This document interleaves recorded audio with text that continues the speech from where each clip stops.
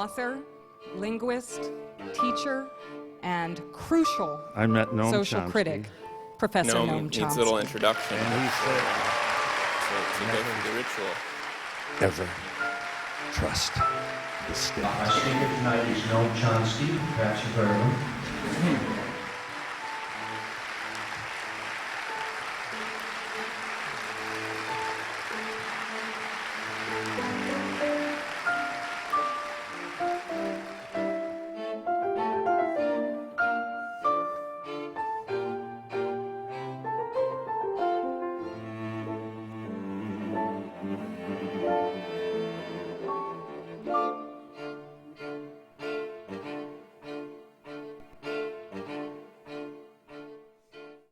We make a very serious error, in my opinion, when we tend to focus on one region of the world. So, if people are interested in Southeast Asia, they look at Southeast Asia. If they're interested in the Middle East, they look at the Middle East. That's overlooking the fact that the U.S. is a global power. And what it's doing in one place, it's usually doing in another place because they grow out of the same basic principles. And the case of the Middle East is not an exception. You want to understand what's going on, you have to look at it in a much more global framework, focusing attention on planning in Washington, which, since the Second World War, has dominated most of the world. The perpetrators, I assume, like everyone else, are probably Al-Qaeda or some group very much like them. And as for their motivations, I think we have a good understanding. They've been very clear about it for 20 years. Not these same individuals, but others like them. And their words correspond to their actions, so there's every reason to take them seriously. Nobody knows them better than the CIA because it helped to organize and recruit them and arm them and train them, dealt with them for years. In fact, the same special forces that are chasing them around the caves in Afghanistan are the ones that trained them in the 1980s, so I'm sure they know all about them. And they've been very clear about what their intentions are. Bin Laden is the most eloquent spokesperson, and what he's been saying for years is we're going to drive the infidels out of the Muslim lands, and we're going to turn these lands into what we call pure Islamic states. So our main enemy is Saudi Arabia, because they're not a pure Islamic state, and the other corrupt and brutal states of the region. They were, of course, opposed to the Russians, who, as far as they're concerned, are indistinguishable from the Americans, just more infidels in Muslim lands. As for the Americans, they turned against the United States when, from their perspective, the United States was occupying Muslim lands by putting permanent military bases in Saudi Arabia, which is much more important to them than Afghanistan. And that's been a consistent position for a long time, 20 years. I mean, their first terrorist act was assassination of President Sadat back in 1981. Notice, not the same individuals, but the same sort of networks and groups. So that's what they've been saying, and that's what they've been doing. I have every reason to take it seriously. They tried to blow up the World Trade Center in 1993. That was a very ambitious plan. They were planning to blow up the World Trade Center, the UN, the FBI building, the tunnels into New York. That one, they were caught in time. If you can believe the U.S. police criminal system, the perpetrators are in jail. One of them is a Muslim cleric who was incidentally brought into the United States over the objections of the Immigration and Nationalization Service by the CIA, by CIA intervention, because he was a friend of theirs and they wanted him here. And when he was here, he organized terrorist cells which tried to blow up the World Trade Center. So those people, Sheikh Rahman is not the same as Bin Laden, but there's a kind of community of similarity. And there's a shared conception. So I assume that's the perpetrators. And I agree with the world's intelligence systems that those are their reasons, and doesn't seem much doubt about that.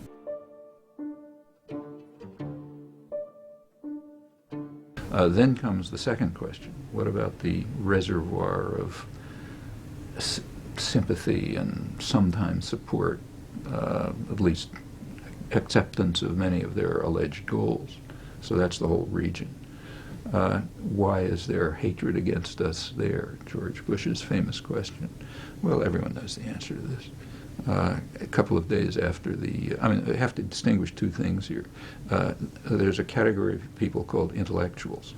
Their task is to make up fabrications that protect power and divert attention from what's obvious and indoctrinate people and so on. And they've concocted all sorts of complicated stories about globalization and, failure to enter the modern world and this, that, and the other thing. Okay, and they envy us because we're so wonderful, et cetera, et cetera. All right, we can put all that aside. That's standard propaganda. Let's talk about what is plainly the case and is in fact discussed by serious people, like, say, the Wall Street Journal. So a few days after the September 11th, the Wall Street Journal, to its credit, began running serious stories in which they investigated opinions of people in the Islamic world who they're interested in, what they called moneyed Muslims, the ones with, the rich ones, the important ones.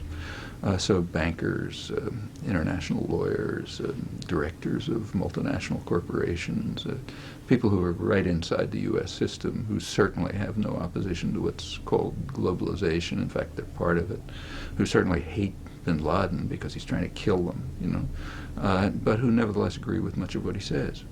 And what they say is, their opinions are that the United States supports brutal and corrupt regimes which block democracy and modernization and development.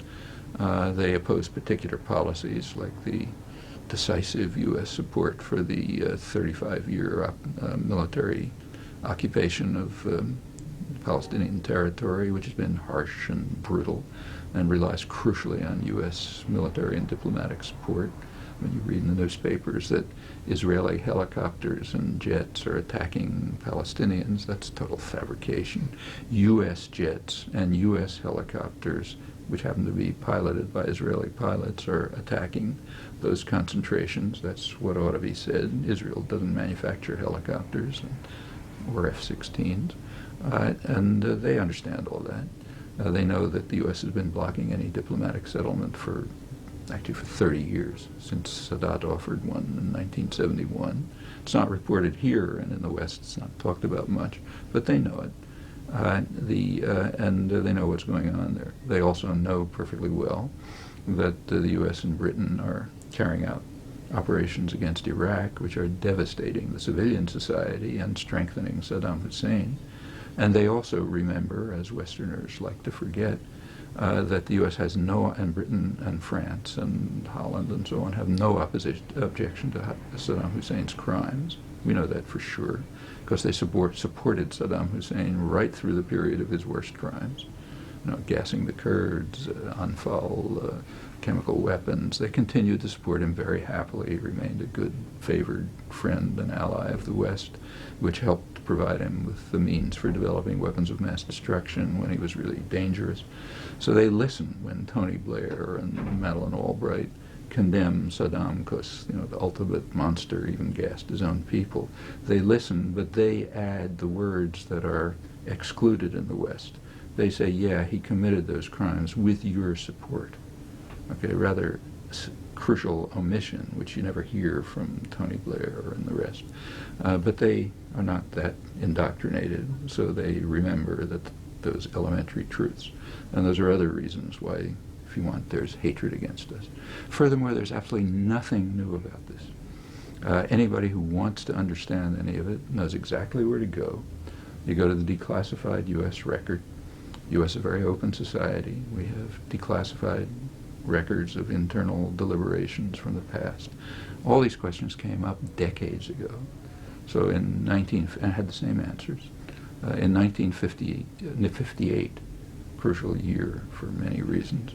I'm now talking about internal records. The U.S., so the Eisenhower administration, discussed three major crises for the United States. One was Indonesia, one was North Africa, third was the Middle East.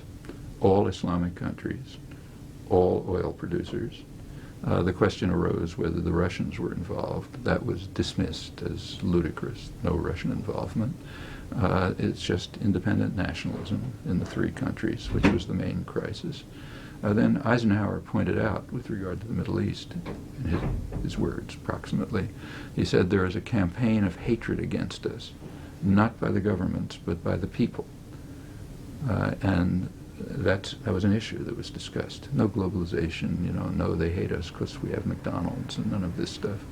Why is there a campaign of hatred against us? Well, the National Security Council discussed it. That's the highest analysis and planning body. And they said the problem is that there's a perception among the people of the region that the United States supports corrupt and harsh regimes which prevent democratization and development, and does so because of its interest in controlling Near East oil. And they said it's hard to counter this perception because it's true. And furthermore, it should be true, because we should support those regimes in order to maintain our control over Near East oil. So therefore, there is a campaign of hatred against us by the people who see that we're robbing their resources and preventing democracy and development. But, we can't do much about it because that's what we ought to be doing. Well, like I say, no McDonald's, no envying us our magnificence, no globalization, just perfectly obvious things.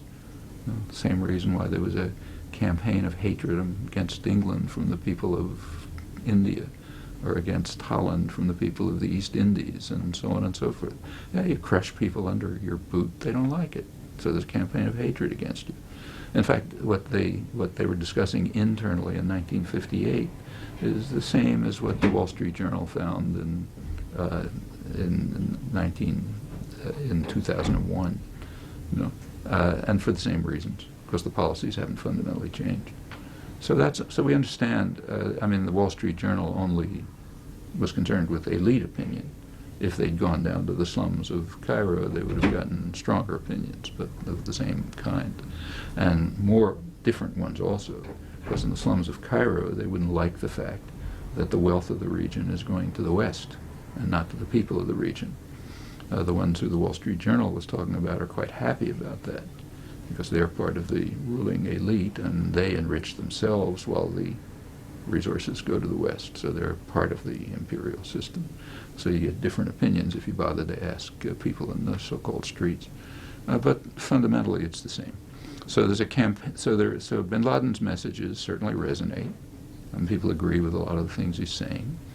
About 80% of Egyptians, for example, say that the most important issue to them is the crushing of the Palestinians. So when they hear Bin Laden say it, they agree. It has nothing to do with whether they like him or hate him. On the other hand, there is a clique of radical Islamists who were organized and trained and brought together by Western intelligence for their own purposes, and have continued to do for 20 years just what they've always said they were going to do. So while some things are obscure, I don't think these are obscure. I think the answers are quite transparent.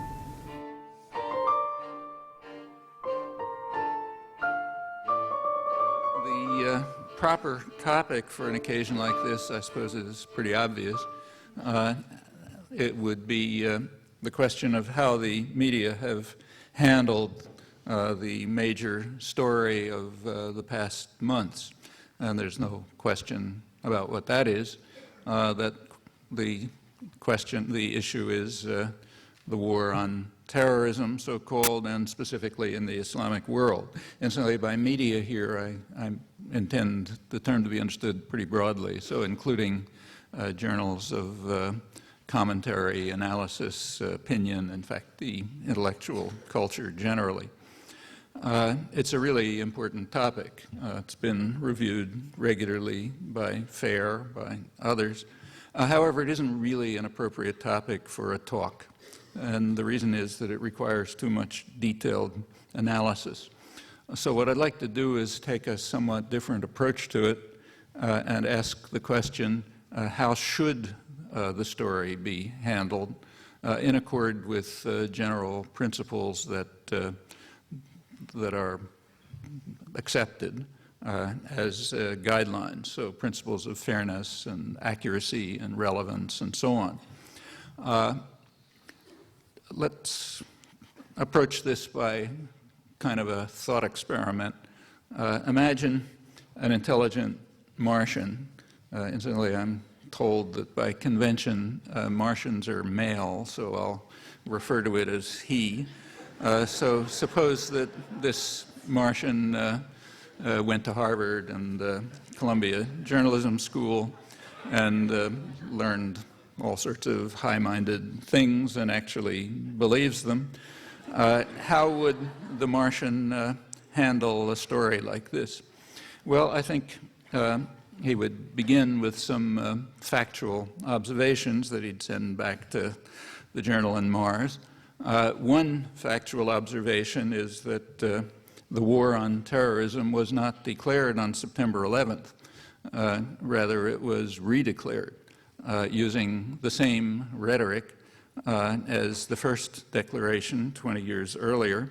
The Reagan administration, as you know, I'm sure, came into office announcing that a war on terrorism would be the core of U.S. foreign policy, and it condemned what the president called the evil scourge of terrorism. The main focus was state-supported international terrorism in the Islamic world, and at that time also in Central America. International terrorism was described as a plague spread by depraved opponents of civilization itself in a return to barbarism in the modern age. Actually, I'm quoting the administration moderate, Secretary of State George Shultz. Reagan's the phrase I quoted from Reagan actually had to do with the Middle East, terrorism in the Middle East, and it was in the year 1955.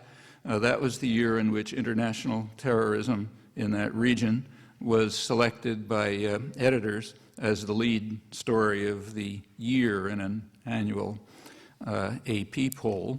So point one that our Martian would report is that the year 2001 is the second time that this has been the main lead story, and that the war on terrorism has been redeclared pretty much as before. Furthermore, there's a striking continuity. The same people are in leading positions. So Donald Rumsfeld, who's running the military component of the second phase of the war on terrorism, he was Reagan's special envoy to the Middle East during the first phase of the war on terrorism, including the peak year, 1985. The person who was just appointed a couple months ago to be in charge of the diplomatic component of the war at the United Nations is John Negroponte, who during the first phase was supervising U.S. operations in Honduras, which was the main base for the U.S. war against terror in the first phase.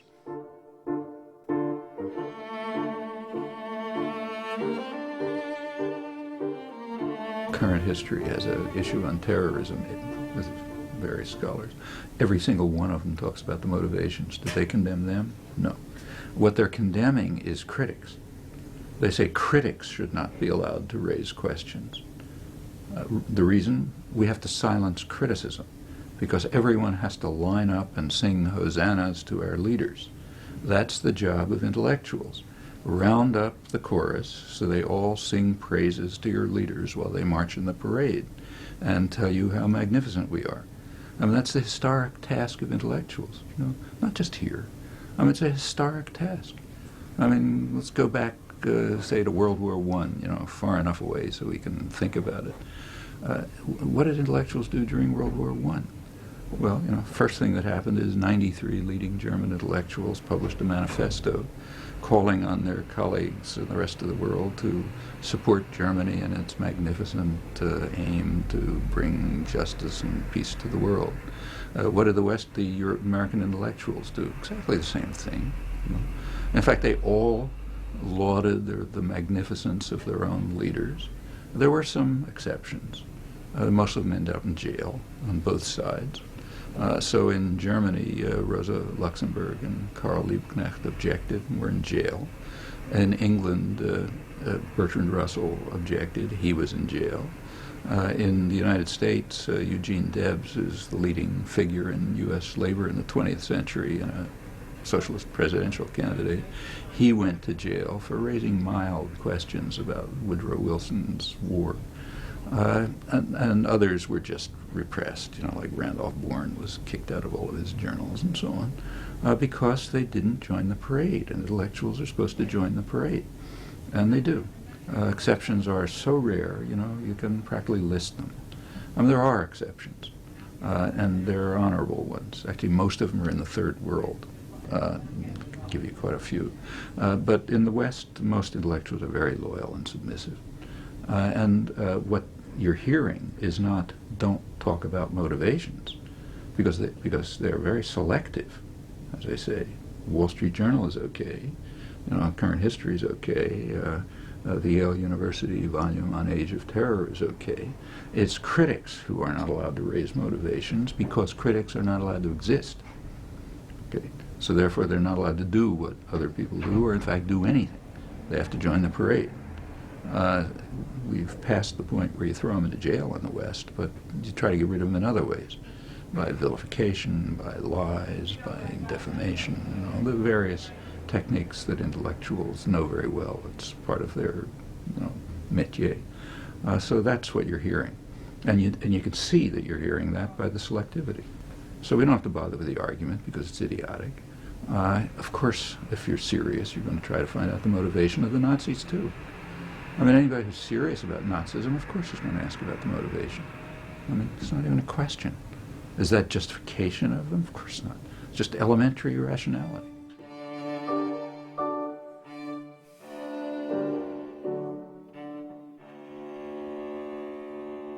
A good Martian reporter would also want to clarify a couple of basic ideas. First of all, he'd like to know what exactly is terrorism. And secondly, what's the proper response to it? Well, whatever the answer to the second question is, that proper response must satisfy some moral truisms.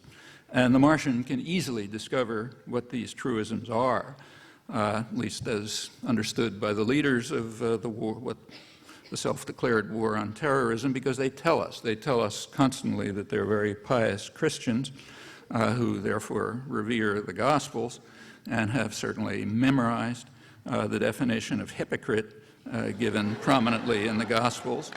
Namely, the hypocrites are those who apply to others standards that they refuse to accept for themselves. So the Martian understands then that in order to rise to the absolutely minimal moral level, we have to agree, and in fact insist, that if some act is right for us, then it's right for others, and if it's wrong when others do it, then it's wrong when we do it. That's the most elementary of moral truisms, and once the Martian realizes that, he can pack up his bags and go back to Mars, because his research task is over. He would be unlikely to find a phrase, a single phrase, in the vast coverage and commentary about these war on terrorism that even begins to approach this minimal standard. Don't take my word for it. Try the experiment. Well, I don't want to exaggerate. You can probably find the phrase now and then way out at the margins, though very rarely. Nevertheless, this moral truism is recognized within the mainstream. It's understood to be an extremely dangerous heresy, and therefore it's necessary to erect impregnable barriers against it, even before anybody exhibits it, even though it's so rare. In fact, there's even a technical vocabulary available in case anybody would dare to engage in the heresy, to involve themselves in the heresy that we should abide by moral truisms that we pretend to revere. The offenders are guilty of something called moral relativism. That means the suggestion that we apply to ourselves the standards we apply to others, or maybe moral equivalence. That's a term which was invented, I think, by Jean Kirkpatrick to ward off the danger that somebody might dare to look at our own crimes. Or the term, or maybe they can be called involved, they're carrying out the crime of America bashing, or they're anti-Americans, which is a rather interesting concept. As far as I'm aware, the term is used elsewhere only in totalitarian states. For example, in Russia in the old days, where anti-Sovietism was the highest crime. If somebody were to publish a book in Italy, say, called The Anti-Italians, you can imagine what the reaction would be in the streets of Milan and Rome, or in any country where freedom and democracy are taken seriously. But let's suppose that the Martian isn't deterred by the inevitable tirades and stream of vilification, and suppose he persists in keeping to the most elementary moral truisms. Well, as I said, if he does that, he can just go home. But suppose out of curiosity, he decides to stay on and look a little bit further. So what'll happen? Well, back to the question, what is terrorism? Important one. Now, there's a proper course for a serious Martian reporter to follow to find the answer to that. Look at the people who declare the war on terrorism and see what they say terrorism is. It's fair enough.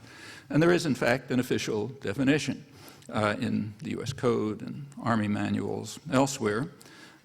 It's defined briefly, terrorism, as I'm quoting, is defined as the calculated use of violence or the threat of violence to attain goals that are political, religious, or ideological in nature through intimidation, coercion, or instilling fear. Well, that sounds simple. As far as I can see, it's appropriate. But we constantly read that the problem of defining terrorism is very vexing and complex.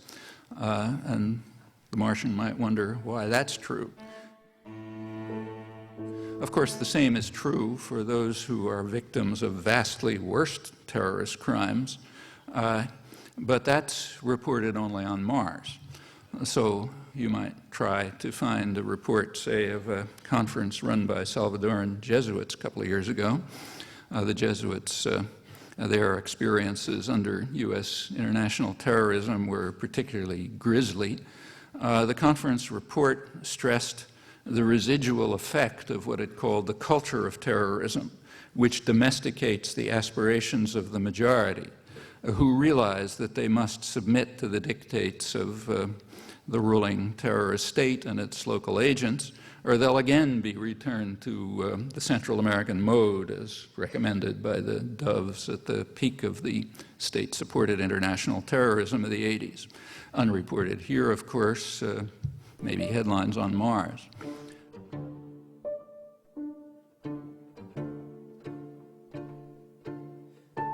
Forgetting everything that's been said, rising to minimal levels of morality, let's try to answer the question. Well, we can start by asking how should a long series of countries around the world react to Western state terrorism? So to just take one uncontroversial case. How should Nicaragua react to U.S. terrorism against Nicaragua?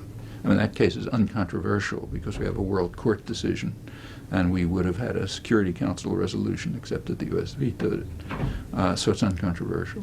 And it's much worse than September 11th. You know, tens of thousands of people killed, country practically destroyed, may never recover. So how should Nicaragua have responded to U.S. terror? Well, one possibility is to bomb Washington. Does anybody believe that's the way they should have responded? Another might be, say, bioterror. Another may be assassinate the president. Anybody believe that that's a proper response? I mean, I've never seen anybody who believes it. I certainly don't believe it. Okay, but if we don't believe that that was a right response to our atrocities, then it's not the right response to their atrocities. Particularly when it's people who didn't even do it, like the people in Afghanistan had nothing to do with this. So the real question is, should Nicaragua have set off bombs in, I don't know, Oklahoma or something? It was ridiculous. So therefore, the entire Western response, by Western standards, is totally illegitimate. In fact, let's take contemporary terrorism. Plenty of it. I mean, September 11th was a terrorist atrocity. So is the reaction to it. Literally, by the literal meaning of the word terrorism as defined in U.S. official documents. Terrorism is the calculated threat or use of violence to achieve political or other ends through intimidation or fear. All right. Suppose you announce to people, we're going to continue to bomb you unless you turn over to us people who we suspect of crimes, though we're not going to provide you with any evidence and we're going to refuse negotiations. I'm quoting George Bush. That's terrorism in the literal sense, extreme terrorism. Or let's go on a few weeks later, end of October, the U.S. and Britain changed their war aims. They shifted it to overthrowing the regime. So Admiral Boyce, the British Minister of Defense, announced to the people of Afghanistan, you have to understand that we're going to continue to bomb you until you get your leadership changed. Textbook illustration of terrorism. Okay, what's the right response? Is it to assassinate Bush and Boyce? To bomb the United States and England? No, it's not. So any of the responses that are taken are obviously illegitimate, at least if we rise to minimal moral levels. Well, how do you deal with it? Well, actually, there are proposals that make some sense, like the Vatican, those radicals in the Vatican. Or take, say, Foreign Affairs, the main establishment journal. In the current issue, it happens to have published an article which was actually written in October by Michael Howard, who's the preeminent Anglo-American military historian. He's got all the right credentials, very supportive of the British Empire, thinks the American Empire is even more wonderful, so perfect person. And a major military historian. What he says is, in the case of a criminal conspiracy, which is what this obviously was, the right approach is to carry out careful police investigation, find evidence as to who the perpetrators were. If it's international and you have the evidence, go to an appropriate international authority, which could be, say, the Security Council. Under their authorization, carry out actions, if they won't turn them over to you, which they might have, under their authorization, carry out actions to find and apprehend the perpetrators, bring them to an international tribunal where they can get a fair trial. Okay? Well, that's an approach. And in fact, if we take that approach seriously, we would do the same thing to Admiral Boyce, Tony Blair, George Bush, Bill Clinton, George Bush the First, and anyone else. The people who were running the current war on terrorism, like Donald Rumsfeld, who was Ronald Reagan's special advisor to the Middle East when they were terrorizing the whole region. John Negroponte, who's running the diplomatic side of the current war on terrorism, and was the proconsul in Honduras, organizing the Contra armies attacking Nicaragua, for which the U.S. was condemned by the World Court. Yeah, right down the list. We would do the same thing to them. That's assuming that we could reach minimal levels of moral integrity. And of course, all of this is so remote from anything that you can even talk about in the West that it's hard to say the words. But then there's an elementary conclusion that follows from that. Everyone in the West, and I have to include myself here because I don't propose this either, everyone in the West is such a total hypocrite that for them even to talk about questions of right or wrong is a disgrace. Well, suppose finally that we join the Martian Observer. I'm skipping a lot of things I think are interesting. You can ask about them if you like. But suppose finally that we join the Martian Observer and we depart from convention radically. We accept moral truisms. If we can rise to that level, we can then, and only then, honestly raise the question of how to respond to terrorist crimes. One answer is to follow the precedent of law-abiding states, the Nicaraguan precedent, for example. Of course, that failed because they ran up against the fact that the world is ruled by force, not by law, but wouldn't fail for the U.S. However, evidently that's excluded. I have yet to see one phrase referring to that precedent in the massive coverage of the last couple of months. Another answer was given by Bush and Boyce, but we instantly reject that one because nobody believes that Haiti or Nicaragua or Cuba and a long list of others around the world have the right to carry out massive terrorist attacks against the United States and its clients or other rich and powerful states.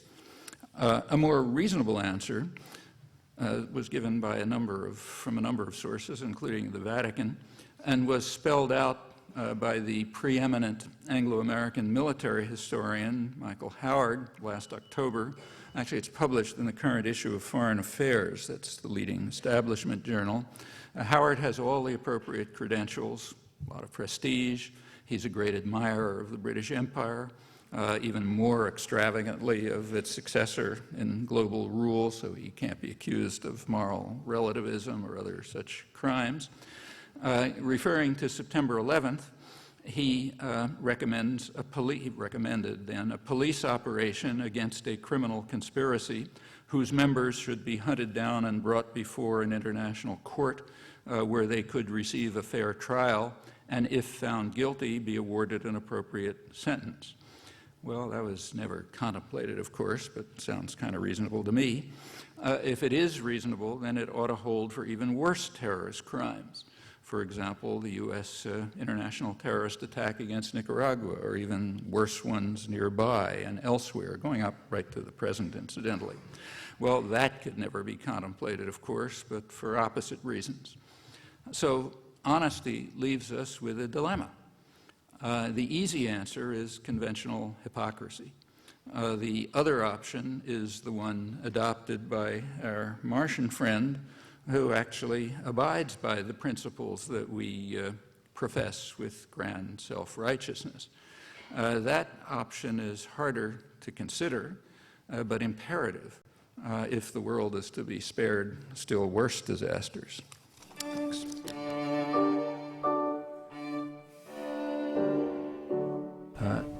Immediately after the September 11th atrocities, one thing was obvious. I mean, I don't say it in retrospect. I said it the first time I was asked a question by reporters on September 12th. It's in print. What was obvious was that every harsh and repressive force in the world would see this as a window of opportunity to pursue their own agenda more relentlessly, while people are either frightened or distracted or suppressed by obedience or something. And that's happened all over the world. I mean, exactly how they did it depended on the country. So in Russia, the way they did it was by intensifying their atrocities in Chechnya, assuming correctly that the West would let them off the hook. So Germany would say, well, you know, not so bad, and the United States would kind of help them out in Georgia and so on. Israel did it by sharply intensifying repression in the territory. Turkey did it by starting a wave of repression against intellectuals and others. Actually, I was just there for a political trial, which is one of those cases. And so India did it by making its repression harsher in Kashmir. The more democratic countries did it by various devices they call prevention of terrorism acts, which have nothing to do with terrorism, but have a lot to do with making the population more submissive and obedient and silent and marginal while they push through their own agendas. And their own agendas are the old ones, but now they have an opportunity. So for the Bush administration, it's important to cut capital gains taxes and taxes for the wealthy, so that you transfer wealth even more to a narrow sector of rich and powerful, to push through international economic agreements that they know the public's opposed to and can't manage when the people are looking, to destroy the environment in which our grandchildren might survive, to vastly increase military programs, which include really dangerous ones like militarization of space. And incidentally, this is not the military-industrial complex. That's a misnomer. High-tech industry generally exists under the cover of public subsidies that come largely through the military system. Everyone at the institution you're now in knows this because it pays their salaries. My salary, for example. MIT is one of the funnels by which the public is deluded into paying the costs of high-tech industry. Almost the entire so-called new economy relies on this. They now can do it under the fear of terror. So in the last couple of years, there's been a very sharp increase in public expenditures at the National Institute of Health and so on for the biology-based sciences. Reason, that's the cutting edge of the new economy. For the future, it's going to be biology-based, so you have to enrich pharmaceutical companies and biotech companies and so on, and they don't want to pay for it. They want the public to pay for it.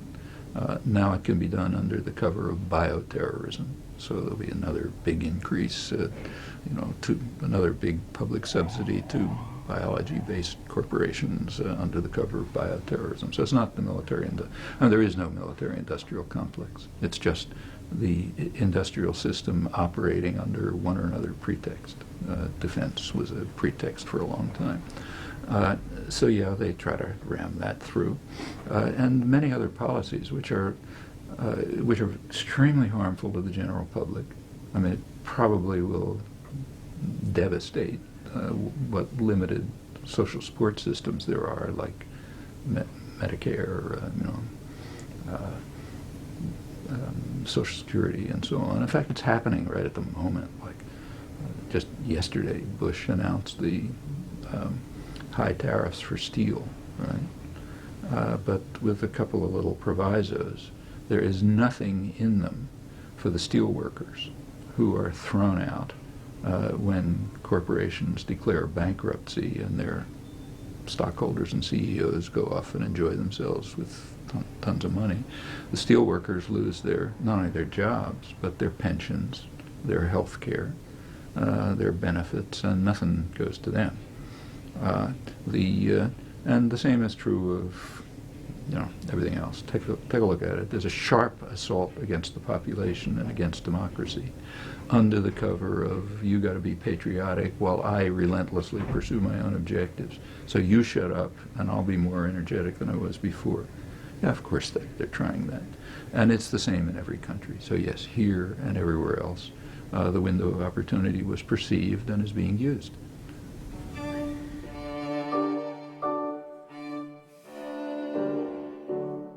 Let me personalize it against Jews. I mean, when I grew up as a kid, we were Jewish, anti-Semitism was a very, very visible phenomenon. I mean, I grew up in a part of a lower middle class section of a city where we happened to be the only Jewish family in an Irish and German Catholic neighborhood, which were mostly Nazis, pro-Nazi, pretty openly. And, I grew up with a visceral fear of Catholics.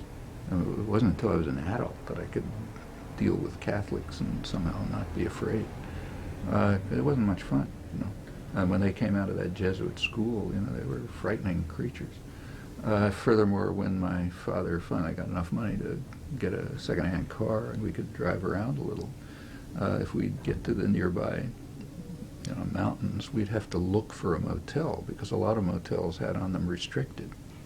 That means no Jews, When I got to Harvard in 1950, the anti-Semitism was so thick you could cut it with a knife.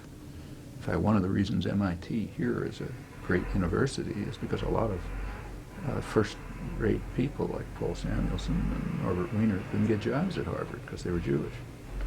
In fact, Harvard got their first Jewish mathematician, it's a Jewish field, while I was there, 1953, because the department was so anti-Semitic. I mean, this all changed in the 50s, but up until that time, anti-Semitism was perfectly overt and very real. And the Jewish community was subdued. You didn't want to be too visible, because you got enough problems. It's one of the reasons why refugees from the Holocaust didn't come here. Almost anybody in Europe, certainly people in the DP camps, would have been delighted to come to the United States. They didn't. Refugees from the people who were dying in the DP camps after After the Germans were defeated, they were still there, and it wasn't very nice. In fact, it hadn't changed much, except the crematoria weren't going. Very few of them came to the United States, partly because of anti-Semitism, partly because the Jewish community didn't want them, didn't push to bring them here, and for reasons that are, not pretty, but are understandable. We've got enough problems. Anti-Semitism is no longer a legitimate form of racism. Anti-Arab bias is a legitimate form of racism, meaning you don't have to hide it. Okay, most forms of racism, you have to pretend you're not a racist. So you have to pretend I'm not anti-Semitic, I'm not anti-black. You may be, but you don't advertise it. Anti-Arab racism, you're allowed to advertise. This is way before September 11th. And the community, you see it in films and books and attitudes. It's just not even hidden, I mean, nobody will come out and say, I'm an anti-Arab racist, but it's it's everywhere. And every Muslim or Arab in the country knows it. Okay. Now, after September 11th, I should add that this shows up in behavior too. So just to give you an illustration, Boston happens to have a big Lebanese community. And while they're not super wealthy, they have money. They're storekeepers and businessmen and so on. In 1982, at the time of the Israeli invasion of Lebanon, which was a total horrible atrocity, a few of us made an effort to organize just a charitable relief program for people in Lebanon. We could not get any support from the Lebanese community here. And I think I understand why, because I remember it from childhood. I think they just don't want to be too visible. And I think that's understandable. I can't prove that, but that's the sense that I had. And it's not just, since September 11th, it's increased, but not only Arabs. I mean, anybody who looks a little bit dark.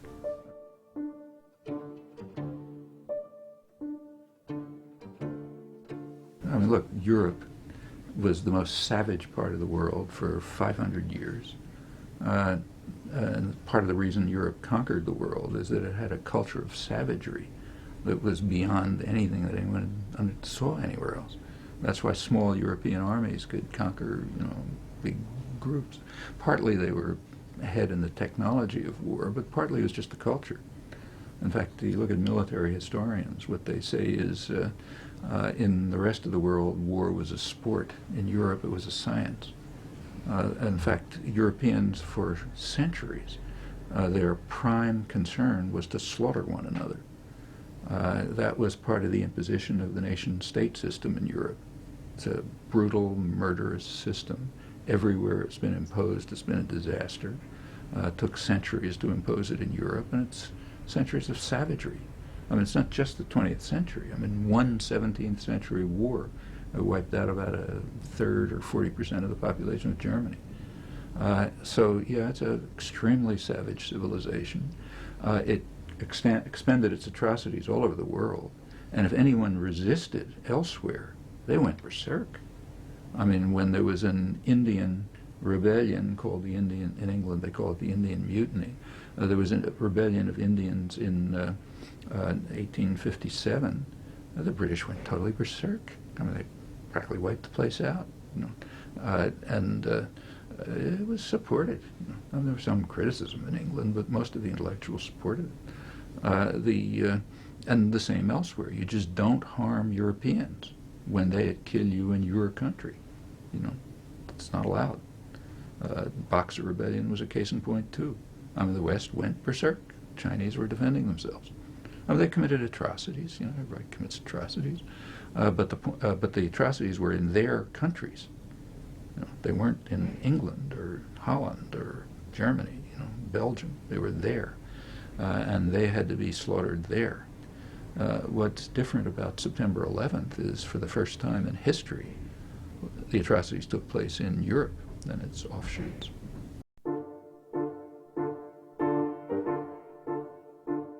September 11th was a horrible atrocity, but it wasn't new. There are plenty of atrocities like that.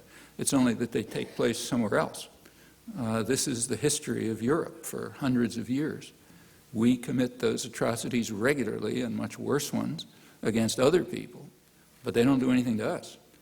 There's nothing in the history of Europe and its offshoots, like the United States, in which there were cases where Europeans were killed, and there were atrocities against Europeans, but they were in other countries, not at home. With very marginal exceptions, the conquerors of the world were immune. September 11th destroyed that total immunity, destroyed the total monopoly on violence. The overwhelming predominance, of course, remains, but not the monopoly, which is why it's so shocking. Well, let me turn to my main topic, our role and responsibility. By our here, I mean people who are citizens of the United States and share responsibility for what it's doing and should be asking what they can do to overcome the crimes that the U.S. is supporting. In many countries, Israel's only one. I've happened to have just come back from Colombia and Turkey, some of the worst human rights violators in the world. The situation there is far worse, even in the occupied territories. And I talked about these things there, and as I do here. And people often object that it's unfair to criticize them. They point out that they themselves are living under terrorist threat. And in Colombia and Turkey, there's no doubt that that's been true far more than in Israel. And they say, therefore, it's unfair to criticize them. What they say is in part correct. Nothing justifies the terrorist atrocities that they carry out, which are horrifying. But it's true that the criticism ought to be directed here. They are all acting with decisive U.S. support, military aid and support, diplomatic support, ideological support, which means covering up what happened or giving apologetics for it. And the United States, as essentially the ruler of the world, sets the limits within which they can operate. And they'll go to the limits. Almost any country would when authorized by the chief mafia don. And it's therefore at home that to ourselves that the criticism should be directed if we're honest about it.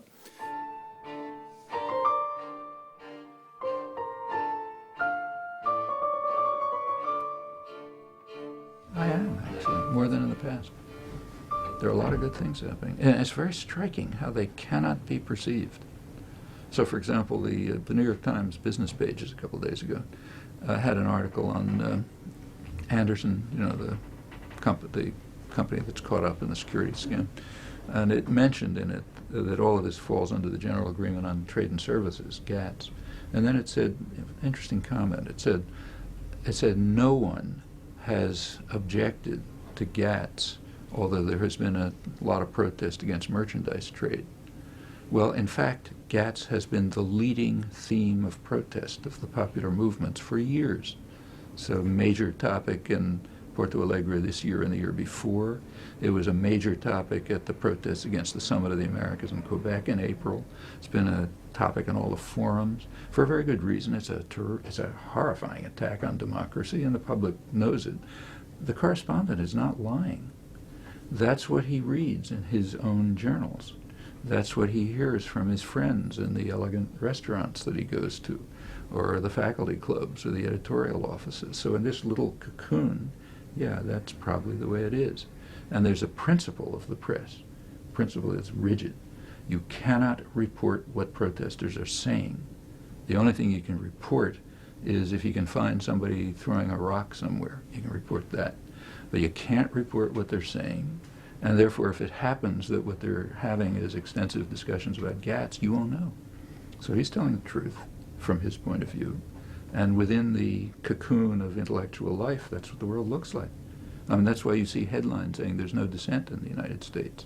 It's not like the Vietnam War. It's precisely the opposite, dramatically. I mean, during the Vietnam War, the war went on for years before there was any protest at all. I mean, it's 40 years ago that Kennedy attacked South Vietnam. It took years before you could even have the minimal protest. Now, thousands of people at meetings and demonstrations. I go home tonight and spend an hour, as I do every night, just turning down invitations. because it's way beyond what it's ever been before. But you can't know that within the cocoon. And you can't let other people know it either. You have to make them think they're alone and isolated. Inside the system that you change it? By having people elected? By having people elected? Well, there's nothing wrong with it. I mean, if you can get a senator who's a nice guy, that's better than having a senator who's a rotten guy. But there are very sharp limits on what you can do. I mean, these are institutional facts. I mean, like, say, take a corporation. I mean, suppose the chairman of Ford decided to cut back profits and to use them to improve working conditions and to make safer cars and, put resources into, 10 cars 10 years from now that won't wreck the environment and so on. What'll happen to him? Well, for one thing, he probably ought to be put in jail because it's illegal. He has a legal responsibility to maximize profit and market share for his shareholders. Well, he wouldn't be put in jail, but he'd surely be kicked out. And somebody else would replace him who would do the right thing. And in fact, if by some miracle he did do what he set out to do, he'd be out of business in a year because his competitors wouldn't be doing it, so they'd be underselling him next year. I mean, these are institutional facts. I mean, the individuals in charge may be, very nice to their children and friends and give a lot of money to charity, but it doesn't change anything because they have to act within an institutional framework which requires vicious activity. You're head of a corporation, you've got to be an immoral monster, otherwise you can't survive as the head of a corporation. If you're part of a state system, you're part of the mafia. And the international affairs runs like the mafia. It's power systems that get away with whatever they can. The United States is more violent because it's more powerful. And if Andorra had U.S. military force, they'd be doing it. That happens to be the fact about the way the world is. Well, the world can change, and it has changed. So, for example, no American president now could even dream of doing what John F. Kennedy did 40 years ago. 40 years ago, John F. Kennedy started the bombing of South Vietnam, the use of chemical warfare. People are dying still from it, driving millions of people into concentration camps. There wasn't a peep. You couldn't get two people to talk about it. It was years before you could even have a public meeting about it. That's inconceivable today. The country's gotten a lot more civilized. And not because, the president's got more civilized. It's because of the popular movements. A lot of ferment in the 60s, developed much more in the 70s and the 80s, and just changed the culture. And that's the way to change things.